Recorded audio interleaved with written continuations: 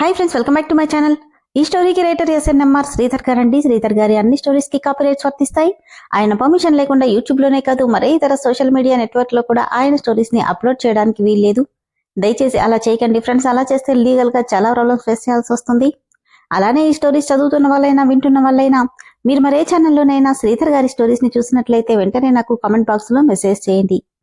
ఇది పూర్తిగా రైటర్ శ్రీధర్ గారి ఛానల్ అండి. కేవలం ఆయన స్టోరీస్ మాత్రమే ఇందులో ఉంటాయి. కానీ కొంతమంది పేర్లు మార్చి వేరే ఛానల్స్ లో ఆయన స్టోరీస్ ని అప్లోడ్ చేస్తున్నారు. మీరు అలా చూసినట్లయితే నాకు మెసేజ్ చేయండి.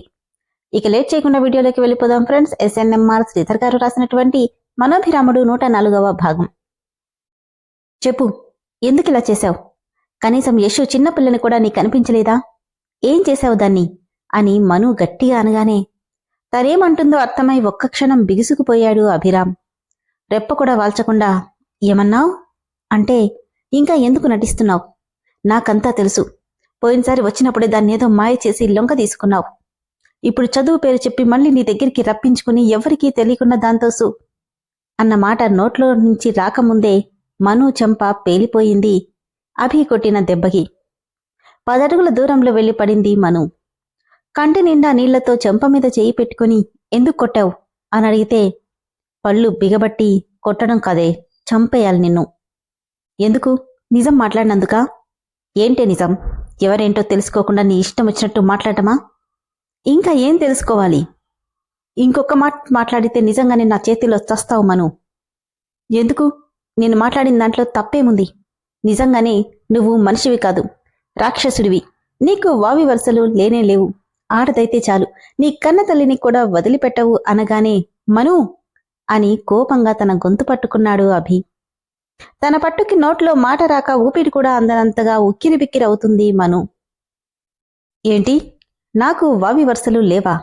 ఆడదైతే చాలా అంటే గట్టిగా తన చేతిని విసిరి కొట్టి అవును అవును అవును అంటుంటే షడప్ అని గట్టిగా అరిచేశాడు అభి. ఇంకొక మాట నీ నోట్లో నుండి వచ్చిందంటే మరుక్షణం నువ్వు ప్రాణాలతో ఉండవు, జాగ్రత్త అని. ఏమన్నావు? నాకు ఆడదైతే చాలా. మరి ఇన్ని రోజులుగా నిన్నేం చేయలేదు అంటే నువ్వు ఆడదానివి కాదా? లేక నీ ఆడతనం నాకు కనిపించలేదా? అనగానే మౌనంగా ఉండిపోయింది. గట్టిగా మాట్లాడు అనగానే ఉలిక్కిపడింది. నిన్నే అడిగేది, మాట్లాడువేంటి? సో నువ్వు ఆడదానివో కాదో నేను చెక్ చేయనా అంటూనే తన పైట పట్టుకుని లాగబోతుంటే ఫస్ట్ షాక్ అయినా వెంటనే షోల్డర్ దగ్గర చెయ్యి అడ్డం పెట్టుకుని అభి కళ్ళలోకి చూసింది మను. ఏంటి? నువ్వే అన్నావుగా నాకు వావి వరుసలు లేవు, ఆడది కనిపిస్తే వదలను అని. మరి నిన్నెందుకే వదలాలి? అసలే నీకు మాటిచ్చినందుకు ఈ మధ్య ఆడదాని టచింగ్స్ లేక తెగ ఇదైపోతున్నా. దగ్గరలో ఉన్నప్పుడు వదులుకోవడం ఎందుకు అంటూనే ఫోర్స్గా పైట పట్టుకుని లాగడంతో రౌండ్గా తిరుగుతూ వెళ్లి దూరంగా పడిపోతే తన చీర మొత్తం ఊడిపోయి అభి చేతుల్లోకొచ్చింది. గుండెల మీద చేతులు అడ్డం పెట్టుకుని భయంగా కొద్ది కొద్దిగా వెనక్కి జరుగుతూ, అభి ఏం చేస్తున్నావు నువ్వు? ఒక్కో అడుగు తన ముందుకేస్తూ, నువ్వన్నదే, నాకు ఆడుదంటే చాలు కదా, నా దగ్గరికి రాబుకు అభి అంటూనే వెనక్కా వెళ్తూ గోడ రావడంతో కార్నర్లో ఆగిపోయింది మను. ఏంటి భయమా అంటూనే టోస్ మీద కూర్చొని, ఇందాక చాలా మాట్లాడావే, దీనికే భయపడిపోతే ఎలా? నాలో ఉన్న బీస్ట్ బయటకొస్తే ఎలా ఉంటుందో, నేనిలాంటి విషయాల్లో ఎలా ఉంటానో ప్రాక్టికల్గా చూద్దువు గాని అంటూనే తన చెయ్యి పట్టుకుని ఫోర్సుగా పైకి లేపి లాక్కెళ్లినట్టే బెడ్ మీద పడేశాడు అభిరామ్. తను పడిన ఫోర్స్కి బెడ్ మీద బెడ్షీట్ కూడా చెల్లా చెదురుగా అయిపోయింది. అభి నా దగ్గరికి రాకు, అరుస్తాను, గోల చేస్తాను అంటుంటే షర్ట్ బటన్స్ ఓపెన్ చేస్తూ బెడ్ దగ్గరగా నడుస్తూనే, నువ్వడిస్తే ఎవరొస్తారు? వస్తే ఏం చేస్తావు? నామగుడు నాతో కాపురం చేస్తాడు అని చెప్తున్నావా అని వెటకారంగా అంటూనే తన దగ్గరకొచ్చి తన చెక్కిళ్ళు పట్టుకుని, ఎవరొచ్చినా చేసేదేమీ లేదు, అండ్ నేనేంటో ఈరోజు నీకు చూపించకుండా వదిలిపెట్టను అంటూనే ముందు వైపు తన బ్లౌజ్ మీద చేయి వేయగానే భయంతో బిగుసుకుపోతూ అభి ప్లీజ్ అంటుంటే, no please baby, I want you completely అంటూనే తనని బెడ్ మీదకి తోసేసి తన మీదకి చేరిపోయాడు అభిరామ్. అభిని దూరం తోసేయాలని ఎంత ట్రై చేస్తున్నా తన వల్ల కావట్లేదు. దాంతో కంటి నిండా నీళ్లతో కళ్ళు మూసుకుని నిస్సహాయంగా ఉండిపోయింది మను. ఎప్పుడైతే తను విడిపించుకోవడం మానేసిందో మను చేతుల్ని బెడ్కి అదిమిపెట్టిన అభి చేతులు కూడా ఆటోమేటిక్గా వదిలైపోయాయి. ఒక్కసారిగా దూరమైన అభి చేతుల స్పర్శకి నెమ్మదిగా కళ్ళు తెరిచింది మను. కళ్ళల్లో బాధ, పెదవుల మీద చిరుగని చిరునవ్వుతో తన వైపే చూస్తున్నాడు అభిరామ్. అభి అంటూ అయోమయంగా చూస్తుంటే ప్రసన్న వదనంతో, ఏంటి భయపడ్డావా? రెప్ప కొట్టక తననే చూస్తుంది మను ఆ మాటకి. తన నుండి పైకి లేచి తన చెయ్యి పట్టుకొని పైకి లేపి కూర్చోబెట్టాడు. ఏమన్నావు? నాకు ఆడదైతే చాలా. మరలాంటప్పుడు నిన్నిలా చూస్తున్నా నాకే ఫీలింగ్ రావట్లేదెందుకు? ఎందుకో తెలుసా? శరీరాలు కలవాలంటే కోరిక సరిపోదు, వాళ్ల మీద ఇష్టం కూడా ఉండాలి. నేను ప్రతి అమ్మాయి దగ్గరికి కోరికతో వెళ్ళాను, కానీ నా దగ్గరికి వచ్చిన ప్రతి అమ్మాయి నన్ను ఇష్టపడి వచ్చిన వాళ్లే తప్ప ఎవ్వరిని నేను ఫోర్స్ చేసింది లేదు. తన ఒంటి మీద చీర లేకపోవడం కానీ, బ్లౌజ్ దాదాపుగా చిరిగిపోయి ఉండడం కానీ ఏదీ గమనించే పరిస్థితిలో లేదు మను. కేవలం అభిరామ్నే చూస్తుంది. తన గుండెల మీద చూస్తూ, ఏముందే ఇందులో? రోజుకు ఆడదాంతో తిరిగినవన్నీ, ఇదేమైనా నాకు కొత్త? బట్ నాకంటూ కొన్ని లిమిట్స్ ఉన్నాయి. దాన్ని క్రాస్ చేసి నేను వెళ్ళను. ఏమన్నావు? నా చెల్లెల్ని ఏం చేసావనా? ఏం చేస్తానే నీ చెల్లెల్ని? తనంటే నాకు నిజంగానే ఇష్టం అనగానే తల పైకెత్తి తన వైపు చూసింది మను. ఎందుకో తెలుసా? నాకు భయపడే పిల్లలు కూడా పెద్దగా నా దగ్గరికి రారు. కానీ ఫస్ట్ టైం యశు మాత్రమే, యూ సిల్లీ, యూ నాటీ, నన్ను సినిమాకి తీసుకెళ్ళు బావా, నాకు ఐస్ క్రీం కొనిపించు, నేను తిన్నానని అక్కకు చెప్పకు, మనిద్దరం ఆడుకుందామంటూ నా చుట్టూ తిరుగుతూ అల్లరి చేసే తనలో నాకు 10 ఏళ్ల పసిపిల్ల కనిపించింది. అందుకే తనంటే నాకిష్టం. నీ చెల్లెల్ని నా చెల్లెలా ట్రీట్ చేశానే తప్ప ఏ రోజు నువ్వనుకునే అలాంటి తప్పుడు ఆలోచన నా ఊహకు కూడా రాలేదు, రాదు కూడా. అందుకే నా దగ్గర సాయం తీసుకోవడం ఇష్టం లేక చదువుకోవాలని ఉన్నా చదువుకి ఫుల్ స్టాప్ పెట్టి ఉద్యోగం చేయాలనుకుంది. నాకది కరెక్ట్ అనిపించలేదు. చదివించాలనుకున్నాను. చదువయ్యాక నా కంపెనీలో నా పొజిషన్లోనే ఉంచాలనుకున్నాను. ఎందుకంటే నా భార్యకి చెల్లిగా, తనకి బావగా మీ నాన్న స్థానంలో ఉన్నందుకు అది నా బాధ్యత అనిపించింది. అందుకే ఇక్కడే కాలేజీలో జాయిన్ చేశాను. ఇదంతా నీకు ముందే చెప్తే డబ్బుకి నీ కన్నవాళ్లు ఇబ్బంది పడుతున్నారని బాధపడతావని చెప్పలేదు. ఇక్కడే జాయిన్ చేయడానికి మెయిన్ రీజన్ కేవలం నువ్వు. ఇంట్లో ఎవ్వరూ లేక ఎప్పుడు ఏదో పోగొట్టుకున్నట్టు ఉంటున్నావని, నీకు టైంపాస్ అవుతుందని నీ తోడబుట్టింది నీతో ఉంటే హ్యాపీగా ఫీల్ అవుతావనుకున్నా. కానీ ఇంత అసహ్యంగా ఆలోచిస్తావని ఊహించలేకపోయాను. వెనక్కి తిరిగి, ఏంటి నాకి వావు వరుసలు లేవా? కన్నతల్లిని కూడా విడిచిపెట్టనా అన్న మాటకి కోపంగా పళ్ళు బిగబట్టి, నేనలాంటి వాడిని అయ్యుంటే నువ్విప్పుడు ఇలా ఉండవు. నేను తలుచుకున్నానంటే రోజుకో రకంగా నిన్ను అనుభవించి రూపు లేకుండా చేయగలను. నిన్నే కాదు, నీ శరీరాన్ని కూడా చిందరవందర చేసేవాణ్ణి. అది నాకు పెద్ద సమస్య కాదు. బట్ అది నేను కాదు, నేను నీకు మాటిచ్చాను. దానికి కట్టుబడే ఉంటాను. కానీ నీ మనస్తత్వం తెలిసాక నీ మొహం చూడాలంటేనే అసహ్యం వేస్తోంది. ఈ క్షణం చెప్తున్నాను విను. I hate you. నా కన్నతల్లిని తప్ప లైఫ్లో ఇంకెవ్వరిని హేట్ చేయలేదు. బట్ ఆ ప్లేస్కి నువ్వొచ్చావు. ఛీ అని వెళ్లబోతూ 4 అడుగులు వేసి ఆగిపోయాడు. మధ్యాహ్నం నుండి నీ చెల్లి ఎక్కడికెళ్ళిందో తననే అడిగి తెలుసుకో అని ఫ్లోర్ మీద పొడవుగా పడున్న చీరని మను మీదకి పడేలా విసిరేసినట్టే విసిరేసి వెళ్ళిపోయాడు అభిరామ్. అంతవరకు అభి మాటలు తప్ప ఇంకేమీ గమనించని మను అప్పుడు స్పృహలోకొచ్చి తనని చుట్టుకున్న చీరని నిండుగా కప్పుకుంటూ తనన్న మాటలు చెవుల్లో తుమగుతుంటే కన్నీళ్లతో ఏడుస్తూ కింద కూర్చుండిపోయింది. నువ్వు మనిషివి కాదు, రాక్షసుడివి. నీకు వావి వరుసలు తెలియవు. కేవలం ఆడదైతే చాలు, నీ కన్నతల్లిని కూడా వదిలిపెట్టవన్న తన మాటలు తనకే వినిపిస్తుంటే, ఛీ, ఇంత అసహ్యంగా ఎలా మాట్లాడాను నేను? అయ్యో, ఎన్ని మాటలన్నాను. తనని కనీసం ఒక్కసారి ఆలోచించుంటే. ఛ అని ఏడ్చుకుంటూ బెడ్ మీద వాలిపోయింది మను. బయటికెళ్లిన అభి డైరెక్ట్గా టాప్ ఫ్లోర్లో ఉన్న అందమైన టెంట్ హౌస్కి వెళ్ళాడు.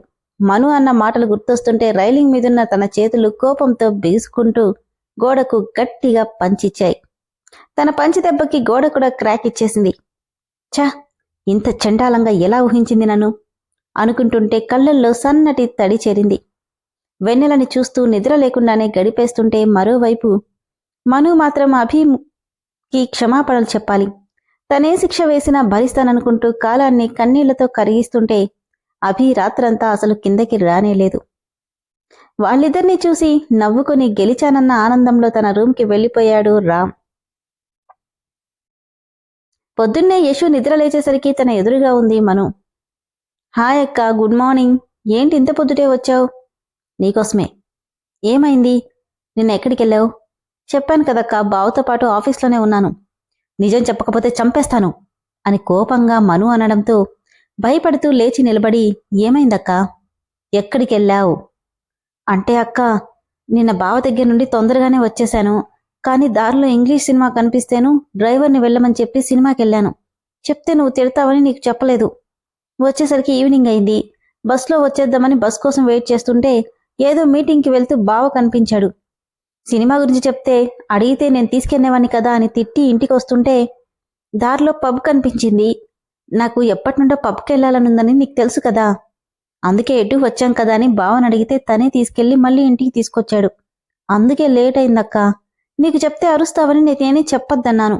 సారీ అక్క, ఇంకెప్పుడు ఇలా చెయ్యను అంటుంటే మను కళ్ళంబడి నీళ్లు కారుతుంటే యశుకి కనపడకుండా, నీకసలు బుద్ధుందా?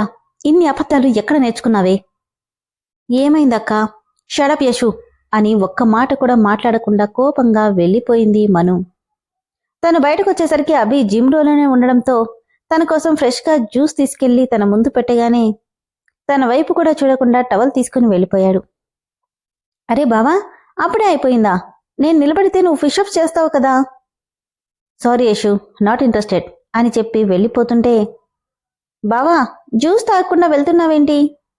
వెనక్కి కూడా తిరిగి చూడకుండా, వద్దు, కొన్ని అలవాట్లు మానుకున్నాను అని చెప్పి వెళ్ళిపోతుంటే, అక్క, జ్యూస్ నేను తాగనా? హా అని నవ్వి గ్లాస్ తన చేతిలో పెట్టి వెళ్ళిపోయింది మను. అభి రెడీ అవుతుంటే తన దగ్గరికొచ్చి తలొంచుకుని, సారీ అభి, నన్ను క్షమించు అంటుంటే మౌనంగా ఉన్నాడు. టై కట్టపోతే చెయ్యి అడ్డం పెట్టేశాడు వద్దన్నట్టు. కన్నీళ్లతో, సారీ అభి, తెలియకుండానే నిన్ను అనుమానించేశాను. ప్లీజ్ ఈ ఒక్కసారికి ఎక్స్క్యూజ్ చెయ్యి అంటూ చేయి పట్టుకోబోతుంటే అసలు తను పక్కనున్నది కూడా గమనించినట్టే ఫోన్ మాట్లాడుతున్నట్టుగా బాల్కనీలోకి వెళ్ళిపోయాడు అభి. తన వెనకే వెళ్ళి నిలబడింది. ఆ మూర్తి, తొందరగా వచ్చేస్తాను, నాకు కూడా ఇక్కడ చాలా డిస్టర్బెన్స్గా ఉంది అంటుంటే, నేనుండడం నీకు డిస్టర్బెన్స్గా ఉందా అభి అని ఏడుస్తూ అడిగింది మను. కొంతమందికి ఎంత చెప్పినా అర్థం కాదు మూర్తి, కొంచెం వాళ్ళకి బుద్ధొచ్చేలా చెప్పు అని సీరియస్గా అంటుంటే, అభి ప్లీజ్ అని ఏదో చెప్పబోయింది మను. ఇంతలో మను అన్న గాయత్రి పిలుపు విని వెళ్ళిపోయింది. ఏంటత్తయ్య గారు, ఏంటి ఈరోజు లేట్ అయింది? నువ్వు తొందరగా పూజ కానిస్తే నేను త్వరగా వెళ్ళాలి. పెదవుల మీద లేని నవ్వుని పులుముకుని పూజ గదిలోకెళ్ళింది మను. పూజ పూర్తయినా అభి రాలేదు. మను 1000 కళ్ళతో డోర్ వైపు చూస్తుంటే ఫాస్ట్గా పైనుండి వచ్చి వేగంగా అడుగులేస్తూ వెళ్ళిపోతున్నాడు. అభి, హారత్ తీసుకుని వెళ్ళరా అని అరుంధతమ్మ అరుస్తున్నా, వద్దు నానమ్మా, టైం లేదు అంటూనే ఇంకో మాటకి అవకాశం ఇవ్వకుండా వెళ్ళిపోతుంటే కన్నీళ్లతో తన వైపే చూస్తుండిపోయింది మను. ఏంటి మను, నీ మొగుడు నీ మీద అలిగాడా అని అరుంధతమ్మ వెటకారంగా అంటే బాధగా తన వైపు చూసింది. మీది జన్మజన్మల ఆనందం కదా, నీ మీద అలగడమేంటి మను, ఇట్స్ ఎ వండర్ తెలుసా అంటే మౌనంగా ఉండిపోయింది రామ్ మాటలకి. చూసావా, కొద్ది కొద్దిగా బిల్డ్ అవుతున్న భార్యాభర్త అనే మీ బంధం ఎత్తుకు ఎదగకుండానే ఫస్ట్ స్టెప్లోనే బీటలు వారింది. ఇక కూలిపోవడానికి పెద్దగా టైం అక్కర్లేదు, నాకంత శ్రమ అక్కర్లేదు, ఇక నువ్వెప్పటికీ నాదానివే అని నవ్వుతూ రామ్ వెళ్ళిపోతుంటే కన్నీళ్లతో మౌనంగా చూస్తుండిపోయింది మను. విన్నారు కదా ఫ్రెండ్స్, ఎపిసోడ్ చదివాక నాకైతే హార్ట్ చాలా హెవీగా అయిపోయింది. చాలా బాగుంది కదా ఎపిసోడ్. యశుని తన చెల్లెల్లా ట్రీట్ చేస్తున్నాడు అభి, కానీ మను మాత్రం అనుమానంతో ఏవేవో మాటలనేసింది కోపంగా. ఆ మాటలు అభిరామ్ మనసుకే తగిలాయి. అంత ఈజీగా మనుని క్షమిస్తాడా? మరి 6 నెలలకు తనకిచ్చిన టైం అలానే ఉంచుతాడా, లేదంటే బ్రేక్ చేసేస్తాడా? తర్వాత ఏం జరుగుతుందో, అభిని ఏం చెప్పి మను కన్విన్స్ చేస్తుందో, అసలు చేయగలుగుతుందో లేదో తదుపరి ఎపిసోడ్లో తెలుసుకుందాం. అలానే ఫ్రెండ్స్, స్టోరీ అయితే చాలా బాగుంది కదా. స్టోరీ నచ్చిన వాళ్ళు దయచేసి ఇమ్మీడియట్గా మెంబర్షిప్లో జాయిన్ అవ్వండి. Thank you.